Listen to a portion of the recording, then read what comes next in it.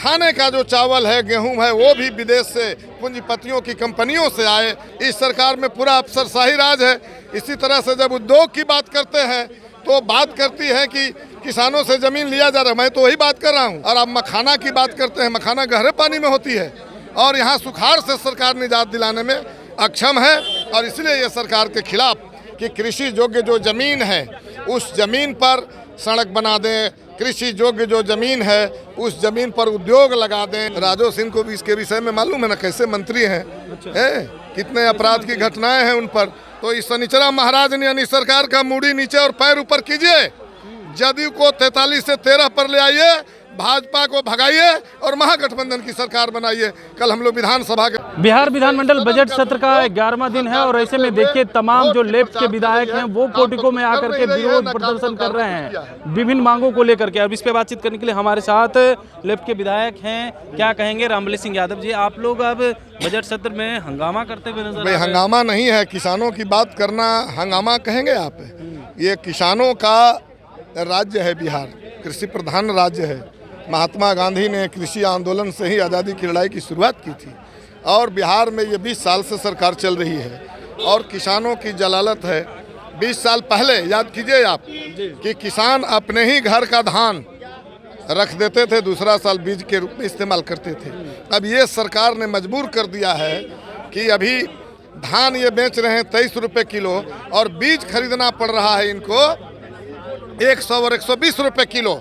और अब इनके निशाने पर किसान है कि अपने उपजा करके जो खा ले रहे हैं लोग, इनकी पूरी कोशिश है कि कृषि योग्य जो ज़मीन है उस ज़मीन पर सड़क बना दें, कृषि योग्य जो ज़मीन है उस ज़मीन पर उद्योग लगा दें और जो खाने का जो चावल है, गेहूं है, वो भी विदेश से पूंजीपतियों की कंपनियों से आए।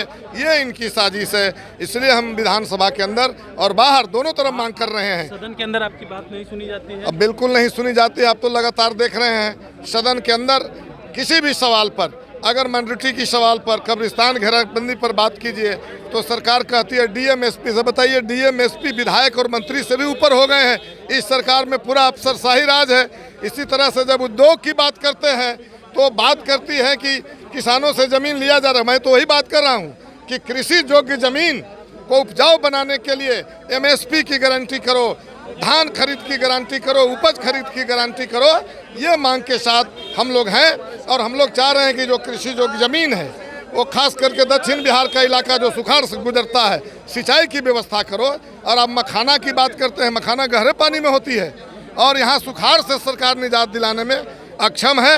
और इसलिए ये सरकार के खिलाफ हम लोग चेतावनी के रूप में बाहर में प्रदर्शन कर रहे हैं, अंदर में भी सवाल उठाएंगे।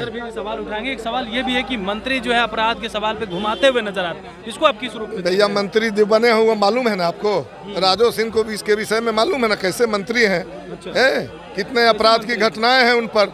तो अपराधी की सरकार, दंगाइयों के साथ ये सरकार काम कर रही है।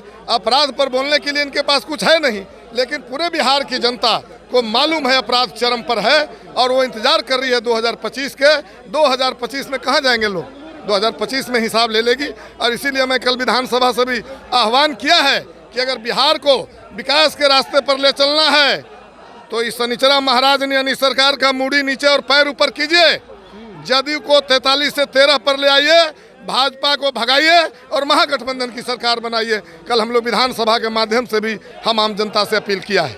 बिल्कुल, देखिए हमारे साथ जो है रामबली सिंह यादव थे, विधायक तमाम सवालों का जवाब दे रहे थे, पोर्टिको में आकर के क्यों प्रदर्शन कर रहे थे उसका भी उन्होंने बताया। वहीं बिहार में आपराधिक घटनाएं पर मंत्री गोल गोल घुमा के जवाब दे रहे हैं तो टारगेट सीधे राजो सिंह को कर लेते हैं जो मंत्री बने हैं कि उनके ऊपर कितनी आपराधिक घटनाएं का जो है मामला दर्ज है, तो ये लोग क्या अपराध पे बोलेंगे। इस बार जनता जो है वो शनिचरा की तरह सर को नीचे कर दे और पैर को ऊपर करके इस सरकार को हटाए और महागठबंधन की सरकार बनाए। कमलेश कुमार, लाइव बिहार, पटना।